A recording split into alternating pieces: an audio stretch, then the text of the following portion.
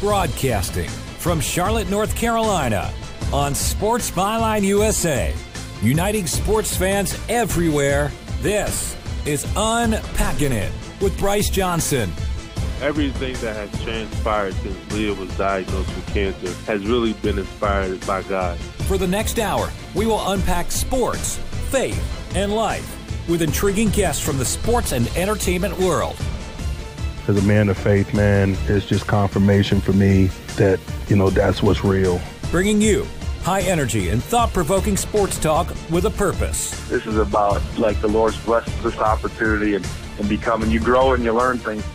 Now, from his mic to your ears, this is Bryce Johnson.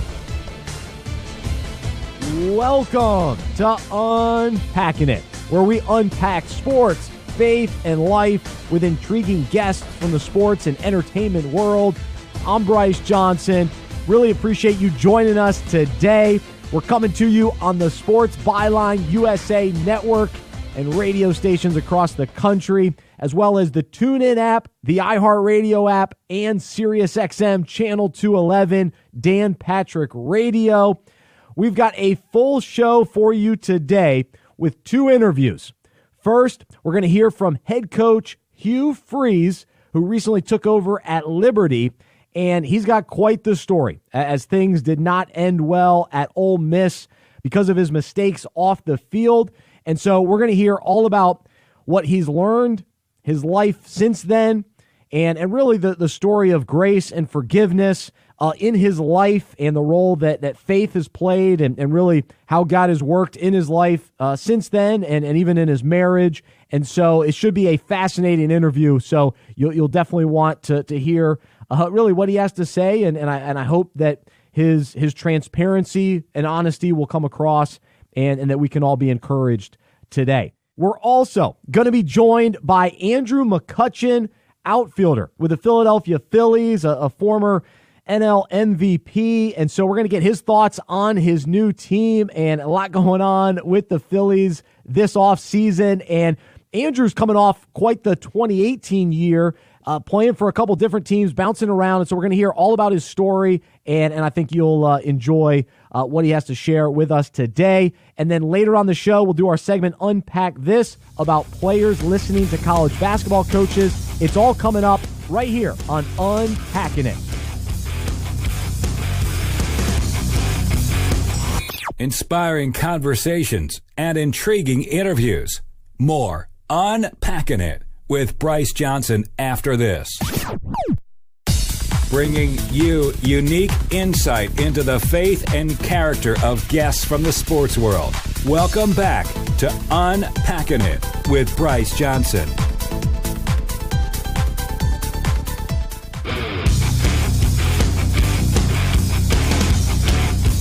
I'm Bryce Johnson. Glad to be with you today. Check out our website, unpackingit.com. And joining us now is college football coach Hugh Freeze. He was the head coach of Ole Miss from 2012 until 2016 and won the Sugar Bowl in 2015. This past December, he was named head coach of Liberty University. He is a husband and the father of 3 daughters. He is also a speaker for an upcoming event called the Game Day 2019 Simulcast. He joins us today to discuss football, family, grace, and the term toxic masculinity. Coach, thanks so much for joining us. How are you? I'm good, Bryce. How are you guys? Doing great today and excited to have you on the show. And so it's the off season. You're the new coach at Liberty. Take us into what goes into the first couple of months taking over a program. Oh, it's a whirlwind. There's really no off season when you take over that first year. To be quite candid, you're just you're enamored with recruiting when you get a job in the middle of the recruiting season, particularly with the early signing period now, and it's just pretty chaotic trying to get a staff in place and to go out and get your class in a matter of 3 weeks or less. So it was crazy whirlwind, but fun and enjoyable, and think we did well for the time we had in getting this class, and now we're turning our attention into getting ready for spring ball. That's awesome. And so why do you think Liberty ended up being the best fit for you as a head coach? Man, when you're going through those decisions, they're never real easy, because when you have several different options that all look very good,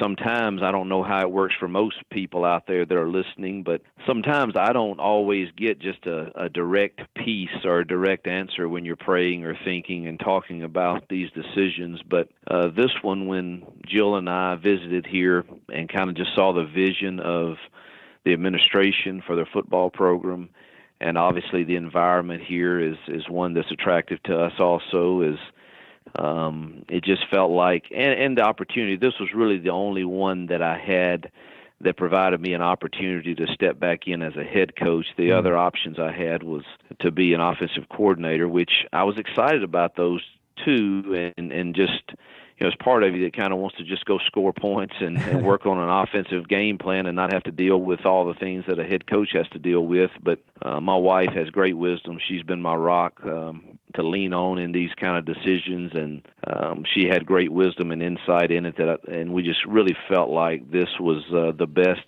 opportunity and moving forward, and also for our family, my 3 kids, and just thought this was kind of the best fit, and I was able to surround myself with people that have played for me or coached with me, and that excites me to give those guys opportunities to coach at the FBS level. So really the vision, though, and the support that they're putting into the football program here to try to make it one of the best group of 5 schools in the country was really attractive to me, and I think building something has always motivated me, and that's why we ended up here. I can relate to that. No, I love that. We're talking with Coach Hugh Freeze here on Unpacking It, and of course you were out of coaching for a couple of years, and so how do you think that time away will make you a better head coach moving forward? Well, I do think that anytime people in general, I think everyone goes through a season in life or multiple seasons in life where you've either been disappointed or you've had some type of temporary failure. I don't like to think of things as failure because, life's never over. The game's not over. You got to keep playing the next play. And there's so many stories of people in the Bible or in life that have made either a poor decision or had disappointments come their way, whether it was of their own making or whether it was just circumstances that came into their life. And how you handle those, I think, really speak volumes about the foundation of your core values and who you are. And so as I was off those 2 seasons, I was still able to do a lot of speaking and a lot of consulting with different football teams. And my whole deal now when talking with kids and with families and with people is, listen, for most of my life, when I stuck true to my core values of faith, attitude, mental toughness, integrity, and love, success and blessing really followed that. And I also can speak to when you don't follow those core values, there's some consequences that you're probably not going to like. And I really don't want you as a player of mine or a friend of mine or someone I can speak life into to say, listen, I didn't enjoy that, and I don't want you to go there. So let's come up with the game plan to really follow your core values so that you don't have to experience that of your own making anyway. That still doesn't mean that, life is cruel, and sometimes things come into your life that you have you didn't design it, you didn't cause it, but yet they come. But I think in both, situations, how you handle that really matters. And I'm not sure that God really cares about my comfort or my happiness so much as he does my holiness and my surrender to him, and even in the difficult times. Amen. That's strong. Coach Hugh Freeze, head coach at Liberty University, joining us here on Unpacking It.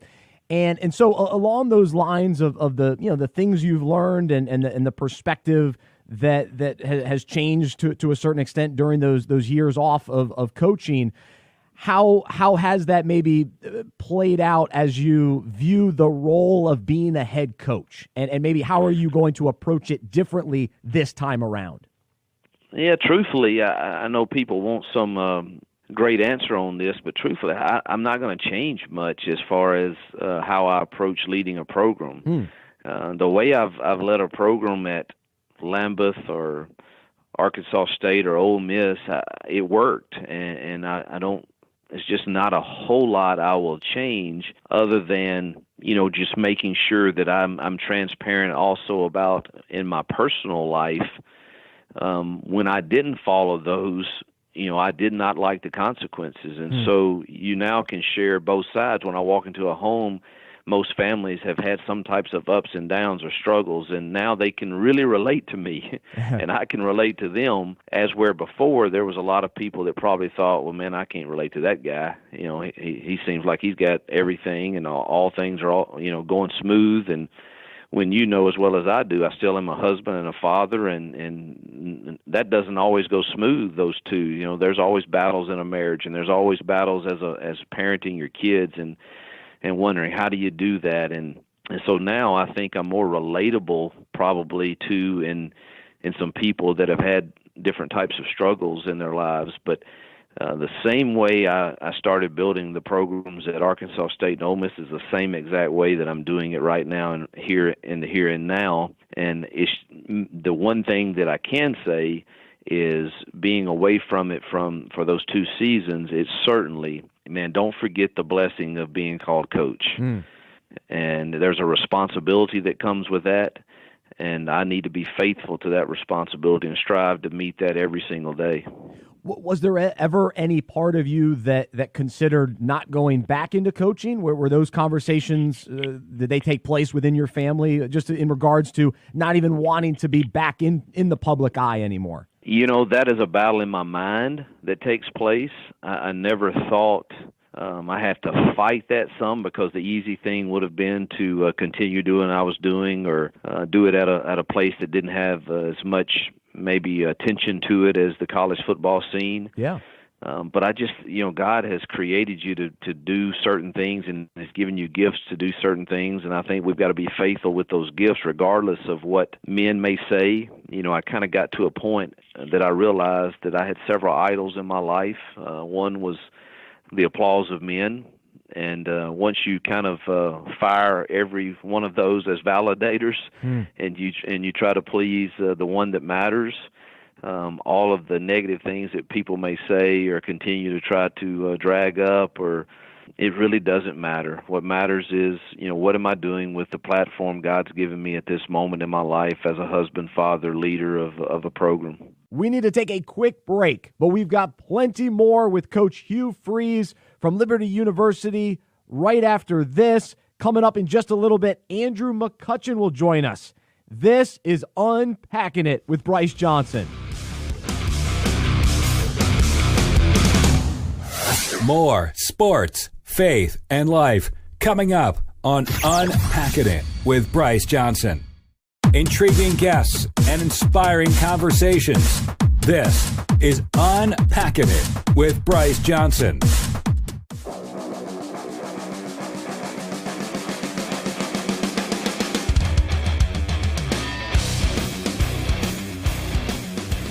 We're unpacking sports, faith, and life with Hugh Freeze right now on Unpacking It. We're in the middle of a great conversation with him. Really appreciate his transparency and honesty as we talk about mistakes he's made in the past, but also the excitement that he has now being the head coach at Liberty. And we continue with him now. And so, Coach, you've already shared with us, but have been very public, not only about your faith, but also the mistakes you've made in your personal and professional life in the past, and wanting to now use your platform to encourage and challenge other people and to push ahead and move forward.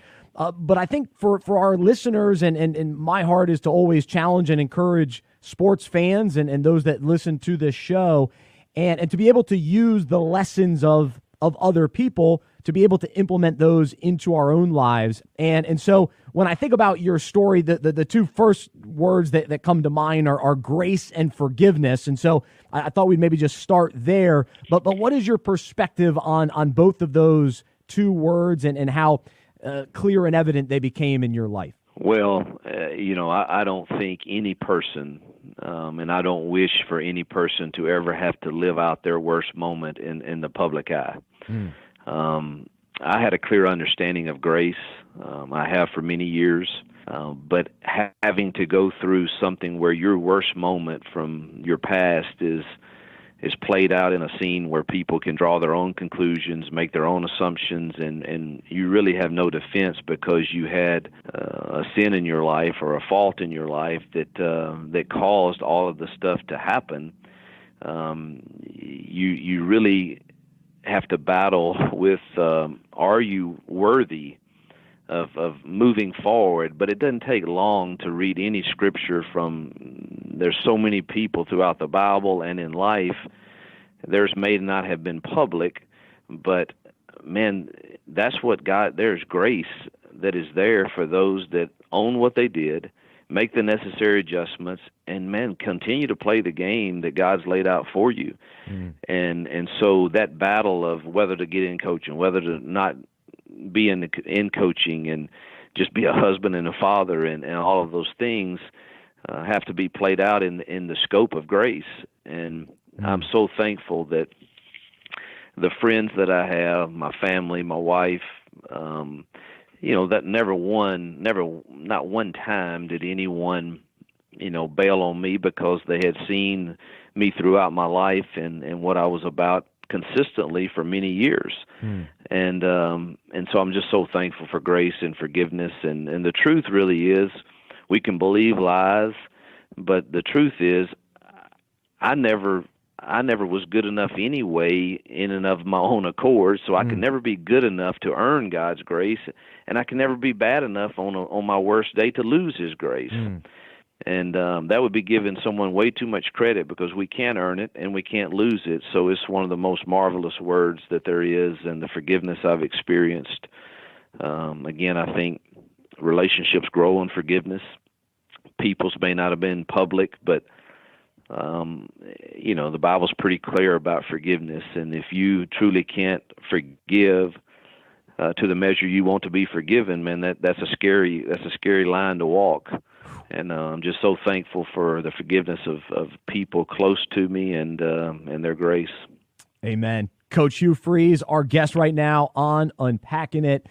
And along those lines as well, the importance of the people around you then and now to stick with you. There's an element of accountability and accountability partners.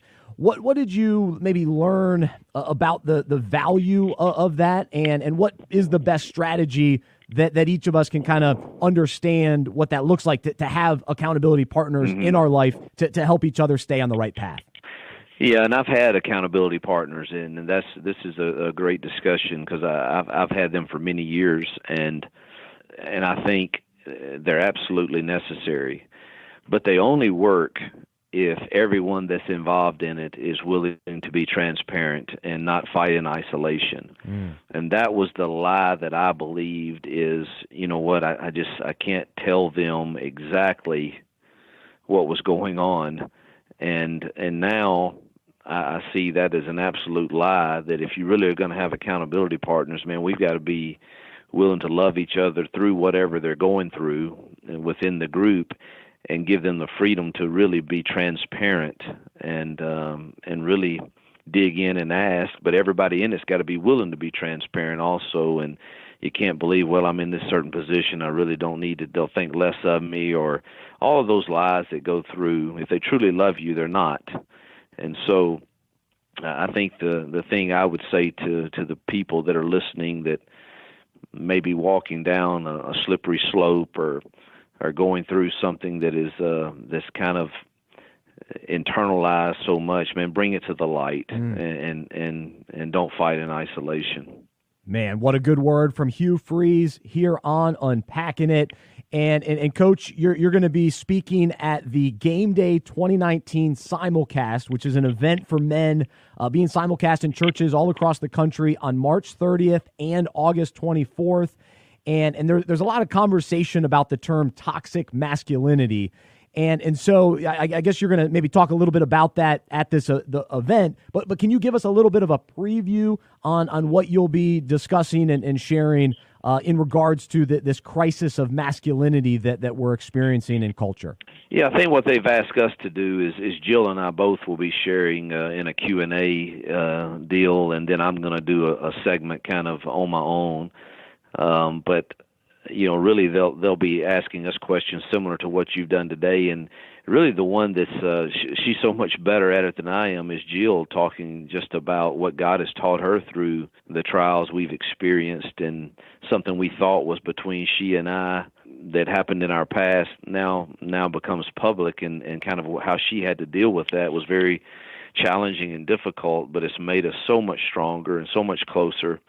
And so we're going to, share about that in our Q&A with them. And then I think I'm going to share in another Q&A just directed, at men that are trying to chase success, and which is a good thing, and to provide for their families, but keep the balance of leading my family and leading my own life in a godly manner that honors Him, and the things that I learned when I did it right and the things that I learned when I didn't do it right, and hopefully that can help me in some way.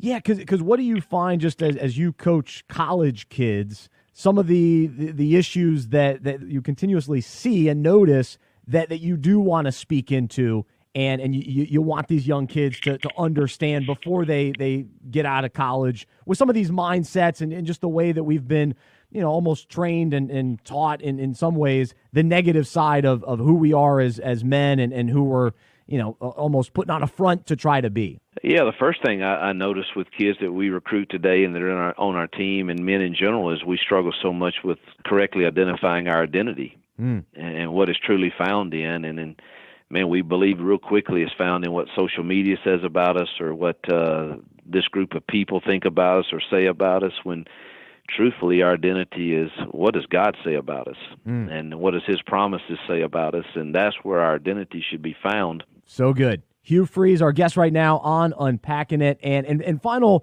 question and kind of thought as we wrap things up today with the head coach at Liberty. And I'm a follower of Jesus, and I fall short. I make mistakes, and unfortunately, there are many people that look to Christians and they see us make mistakes, they see us fall, and it gives them a reason not to believe in God, and so they'll say, Christians are just hypocrites, and it gives them this excuse. What do you say to those people that have pointed to you as someone who was an outspoken Christian coach, and then you fall, and now you speak on grace and forgiveness, but people say, I don't believe it. I don't want to hear that because I consider Christians hypocrites. Yeah. The first thing I would say to them is I agree with them. I am a hypocrite, and probably always will be my whole life, because I don't think I can ever meet the holy standard of a holy God. But that is the exact reason of why I follow Christ. It's because He measures up on my behalf, and therefore I'm righteous in Him. I'm saved and justified by His death, burial, and resurrection, and I'm on a pursuit of being sanctified. I probably won't get there until the other side on this side of heaven anyway. But thanks be to God, I don't have to, because the victory I have is in His Son and His sacrifice for me. And that is why I follow Christ. I know of no other way to handle my shortcomings or when I don't measure up, other than being in Him. And I think that is what the gospel is. And too often, the world puts not only levels on sin, and this one's worse than this one, and because this guy said he was a Christian and he didn't get it right this time, that he's just hypocritical, and I want no part of that. And I just want them to understand that the reason I am a follower of Christ is because I can't measure up in and of myself, and I'm just thankful that I have a God that can. Absolutely. Gosh, that's powerful stuff. Let's end it right there. Really appreciate it, Coach, just for being transparent and sharing and just really encouraging to all of us today. And so we wish you the best as you take over the program at Liberty and really build that up, and excited to see what God continues to do in you and through you moving forward. And people can check out more about the Game Day simulcast on GameDaySimulcast.com to hear him speak coming up on March 30th and August 24th. Coach, really appreciate you being here on Unpacking It today. Thank you so much, Bryce. He's Hugh Freeze.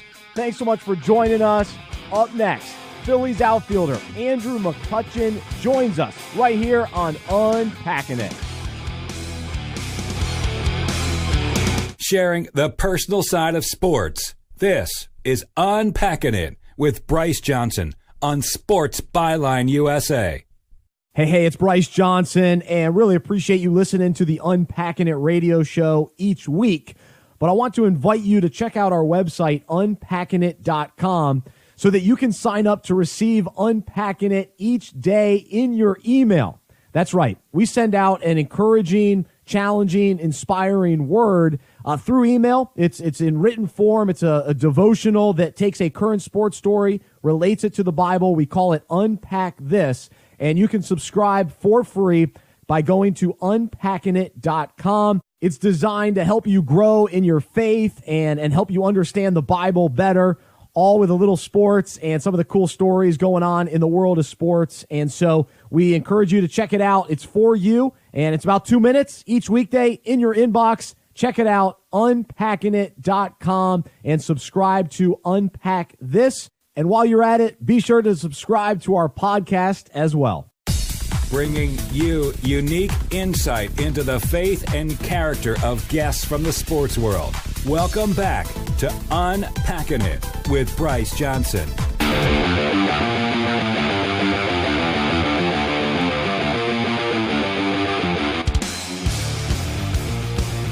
Thanks so much for joining us on Unpacking It. I'm Bryce Johnson. Hope you enjoyed our conversation with Hugh Freeze. If you missed any part of it, check out our podcast in Apple Podcasts as well as on our website, unpackingit.com.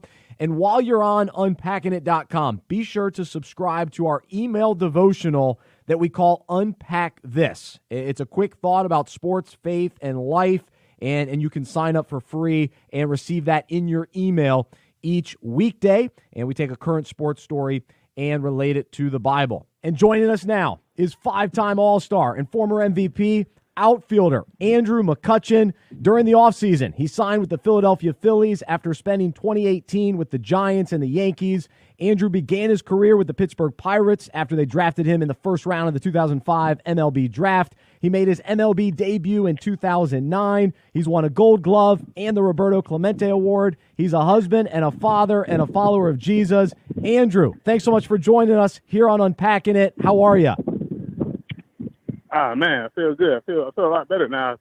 After all that stuff, you just hyped me up. So I feel pretty good about that. Yeah, we got to hype you up, and of course we'll talk about the upcoming season in just a moment and your new team. But how was the off season for you and your family? Man, it's fast. So it went by fast, but it was a great one. You know, with having family now, and you're having so much fun. You just love spending so much family time. You know, it seems like time just goes by a lot faster than what it used to. But it's been good. It's been a good off season, and now just getting started here in spring. So looking forward to the season. But just enjoying this weather here in Florida and getting to know my new teammates. That's right. So you're now in Florida. Where do you spend your off season? I'm still in Pittsburgh. Me and my wife purchased a place in Pittsburgh. We've been there for a little over 4 years now. So it's been great. Oh, that's awesome. Andrew McCutchen, our guest right now on Unpacking It. So you start off your career and you're in the same city, the same team, most of the same teammates. You're the constant there in Pittsburgh. And now last year you had to meet your new teammates with the Giants. Then you had to meet new teammates with the Yankees. Now you're starting over again with Philly. What is that approach like for you, just from a relationship teammate standpoint, as far as having to start over? It's kind of something new for you the last 3 teams that you've now played for. Oh yeah, I mean getting to know new guys. It can be an adjustment in itself, but I mean getting to know guys. It's amazing. It's a part of the game, so that's not hard in itself. To do that, I think the adjustment that's hard to make is being traded, being on a new team, getting adjusted with just the organization, and, a different uniform, a different fan base. All those things are, it takes a little longer to adjust to, but getting to know guys that's the fun part. You're with those guys honestly more than you're with your family. So getting acclimated with those guys, it's an easy adjustment. It's great to get to know new guys, and I always look forward to just spending time with them. And that's the fun part of the game. That's the part of the game that when you talk to guys that aren't playing anymore, that's what they miss the most. Is just the brotherhood that you have with those guys. So I always look forward to it. I always look forward to just being with them all and spending time with them. That's cool. Andrew McCutchen, our guest right now on Unpacking It. And so I want to go back to 2018 because just from my perspective, it seems like a crazy year where you get traded from the Pirates to the Giants, and then in the summer the Giants trade you to the Yankees, and then toward the end of 2018 you sign with the Phillies. As you look back on last year, just from a faith perspective, from a baseball perspective, what were your big takeaways from a wild 2018? I think it was a good thing for me to be able to kind of bounce around a little bit prior to free agency. I was able to think about what is it like to be on a new team? What is it like to be in a different division?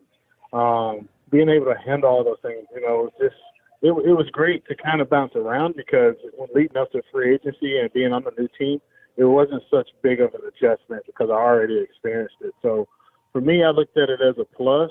It definitely was a whirlwind at first, leaving, being traded from the Pirates to the Giants, and just because we're, just starting a new family, and our son was only a few months old, and going to spring training, and that was an adjustment, but it was great to experience it all. That's a great perspective from Andrew McCutchen, and so I just hear a level of peace and just embracing the situation with it, which I think is just a great approach to have. How important is your faith in being able to do that, to be able to take on a new challenge, to take on a new team? How does that play out as far as you just relying on the Lord to be able to move on to the next team and the next situation? No, I honestly feel that God is he drives the car. I'm just in the passenger seat, and I think just having my trust in Him has definitely helped me big time because you're trying to do this thing on your own, trying to play this game on your own. It becomes really hard, and this game is based on failure. This is, I believe, the only game where, if you look at a percentage, it's a failing percentage, but it's looked at as a winning percentage. That's right. If you go 3 for 10, which is 30%, you're a Hall of Famer. So it's based on failure. So you really have to learn how to deal with it. And if God wasn't in my life, I really don't know how I would get through it, how I would play this game and deal with the failures and the successes and the trades and just the outside noise. Just having my center of attention on God is definitely important to me. It's important to my family, and it's definitely made me who I am. It's why I do what I do. It's why I am the way I am. And it's to me, it's the most important thing to have in my life. Amen. Andrew McCutchen, our guest right now on Unpacking It. He's an outfielder with the Philadelphia Phillies and gearing up for spring training and a whole new season in a new city. And you also mentioned your son, and I'm curious because actually my wife is pregnant with our first. How has fatherhood changed your life? Man, well, first off, congrats. Thank you. Thank you. And secondly, man, it's such an amazing thing, man. I have a belief in God, and I always have had a belief in God. But with something like when you have a kid, man, it really changes your perspective and your outlook on God and on the things that are real. Being in that room, and my wife was, have our son, and she was in labor, and then to watch that whole thing unfold. Honestly, to me, I was like, man, only God. That's only God. That's unexplainable. The feeling that you have when you're holding your child, for the first time. There is nothing to me. There's honestly nothing like it. And it just made my outlook and my perspective on God, man. It changed. You know, it was just like, man, I know this stuff is real. I know God is real, but I definitely know He's real after experiencing something like that. But just my outlook on life, man, it's great. I look at things from a different lens, maybe different experiences, just life, just going through it, maybe even the decisions that I make. You just think about your family, man, and that's what I've done, and that's what I do, man. It's amazing. I love watching it every day. It makes you laugh every day. Oh. And I get why people just have they just have the wrinkles from just laughing so much, man. These kids, man, they just make you laugh so much, and he amazes me every day, and yeah, man, I love it. I love it so much. Oh, that's really cool. That's encouraging to hear, and has me even more excited about our baby here coming soon. So, Andrew, I know you got to get going. I just had one more question for you though, because I was reading an article, and someone asked you about free agency and even some of these other guys that were waiting to see where they end up, and the question that kind of you asked is that the guys, the thought process is, what's my value? What's my worth? Guys are trying to figure out, what teams are willing to pay for their services and all that. And I'm just curious, how do you balance understanding your value in Christ while also understanding the business of baseball and wanting to sign a contract that makes sense and is, lives up to what you've accomplished as a player? And I don't know. I'm just kind of fascinated by that concept. What do you think of that? Yeah, well, first and foremost, when you're going through this process, like when I was going through this process, I knew that I wasn't in this thing alone, first and foremost. I knew that my wife was there by my side. I knew my family, my mom, my dad, and most importantly, I knew God He was running this thing. I knew at the end I had to sit there and say, God, I know you're in control and you're in complete control of what's going on. So with the decisions that are made, the things that are presented to me from other teams, I'm trusting you with the decision. I'm trusting you with whatever I decide. It's based upon my faith in you. It's based upon all of that. So it's out of my hands. Now, after I said that, I just let everything unfold because I felt the way that it was supposed to happen was the way it was supposed to happen.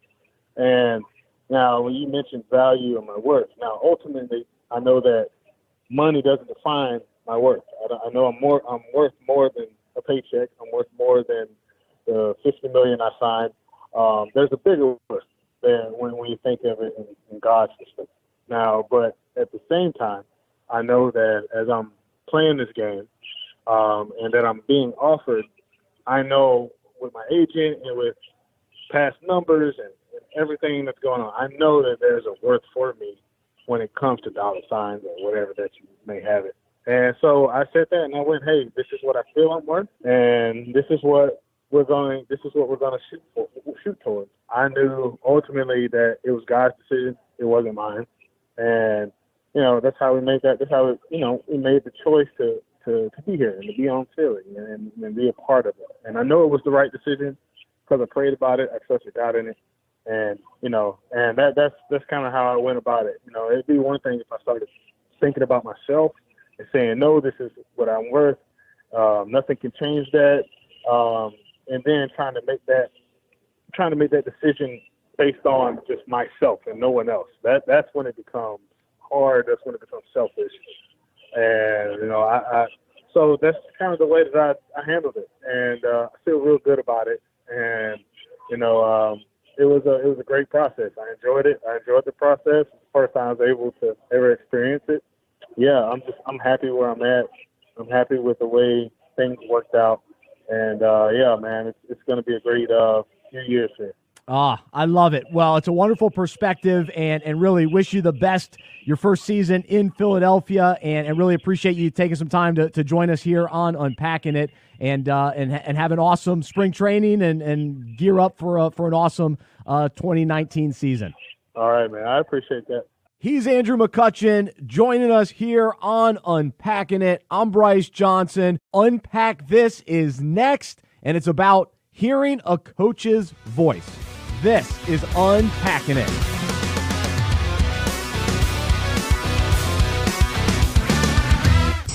inspiring conversations, and intriguing interviews. More Unpacking It with Bryce Johnson after this.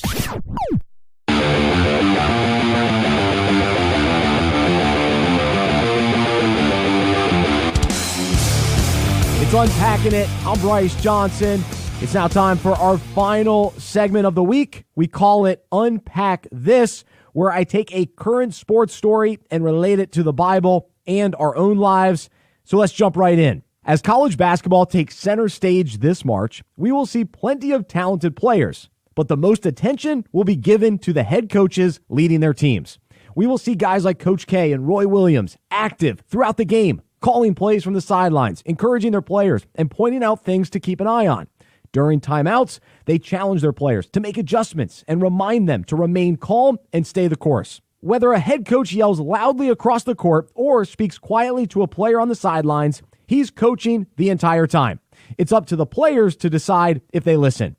In order for players to trust what the coach is saying and to hear him above the noise, they must recognize his voice and realize it's the one that matters most. They must know him and trust him while understanding he's there to point out what they can't see and ultimately direct them toward victory. This kind of relationship can be compared to the one we have with God. As we try to navigate through life, God shows us his love and helps direct us toward victory. It's up to us to listen and to know his voice above all the other noise around us. The Bible tells us the voice of the Lord is powerful. The voice of the Lord is majestic. The more we know God and spend quality time with him, the easier it becomes to discern his true voice and to understand what he's trying to say. He speaks in different ways to different people, but he's always there reminding us to remain calm and stay the course. Jesus says, "My sheep hear my voice, and I know them, and they follow me." Whether he yells loudly from across the court or tries to pull us aside to whisper something important, today, let's take a timeout to hear the adjustments our coach lovingly tells us to make. So I hope you're willing to unpack that. Really appreciate you joining me today, and I hope you'll stay connected with us throughout the week on social media and on unpackingit.com. If you have any thoughts or comments about today's show, you can email me, Bryce, BRYCE, at unpackingit.com. Until next time, I'm Bryce Johnson, and I'm a sports fan who follows Jesus. I believe in the good news that he died on the cross for my sins, he was resurrected, and through faith, I have been saved by his grace. I hope that is true for you as well, and I hope you'll join me as we live life as sports fans who follow Jesus together. Have a wonderful week. This has been Unpacking It with Bryce Johnson on Sports Byline USA and SiriusXM Channel 211, Dan Patrick Radio.